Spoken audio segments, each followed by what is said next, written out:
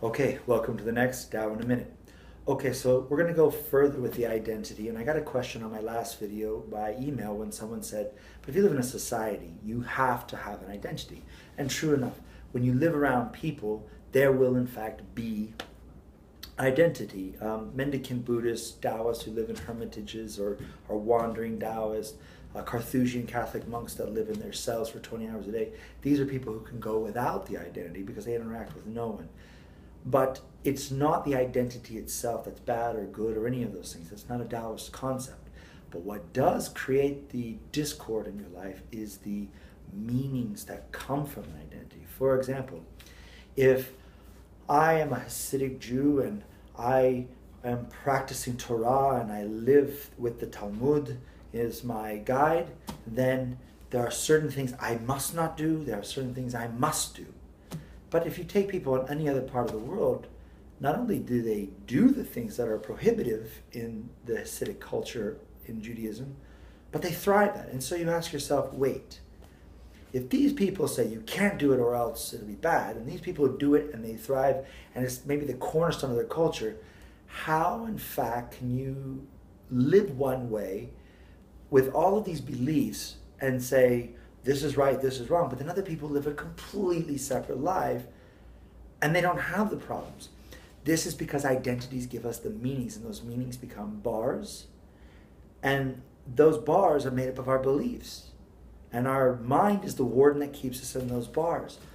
One of the most touchy subjects you get in the West is the concept of polyamory versus monogamy, bigamy versus, one person, one marriage, or same-sex marriage, all of these things. But what the biggest conundrum happens is but this means this and this means this, and people say no, that doesn't mean this. And what are they fighting over? They're not fighting over love. They're not fighting over people being in a union, putting up with each other's idiosyncrasies. No, it's the meanings of this is right and this is wrong, and that conflict of this meaning is absolute, and in an absolute way, you must ascribe to my meaning. And if you don't, not only are you wrong, you don't love me.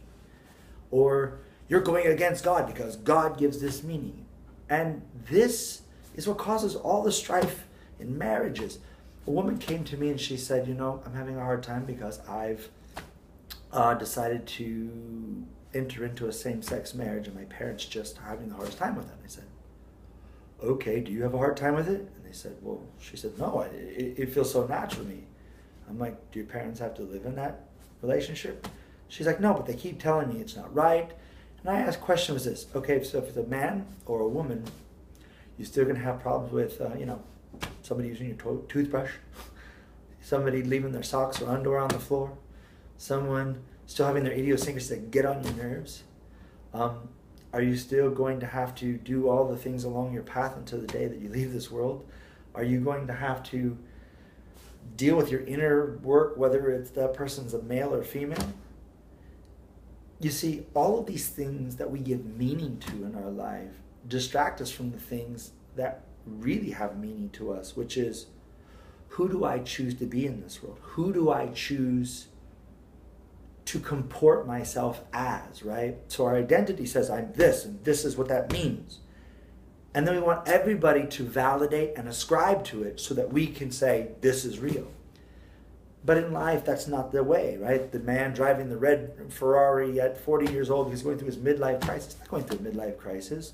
He's changing from the, athlete to the warrior phase of his younger life to maybe the diplomat and the inspired. But change is very difficult because there's no roadmap for that. And in society, when you change, people say, oh, you changed. Well, that's the herd around the world. Fall comes after summer. Spring comes after winter. Nobody berates the seasons for changing. And yet humans have just the same thing. We have seasons, no different than anyone else. So I'm going to give you a task. I want you to look at the things and the meanings you have in your life that you hold so dearly to, and ask yourself, while they may mean so much to you, why do they need to mean anything to anyone else? Is the world so big or so small that if people don't ascribe to your meanings, then the world falls apart? Does your world fall apart? What if everybody was allowed to have their own meanings and you held your meanings? Oftentimes I find when people are so offended because somebody impinged on their meanings. It's because those meanings were tenuous in their own life at best. And they're doing their best to hold on to them. Don't hold on to something if it's time to change. The nature of life is to change. Unfortunately, it's kind of the big joke of life. Paradox is the only thing constant is change. Your meanings over time change because your identity changes, because you, in fact, grow and change. If you don't grow, you die. In the next segment, we'll go on to more about meanings, and eventually we'll get onto the behaviors. But for now, look at your meanings, assess them, ask yourself, why does this mean so much to me? What does this mean to me?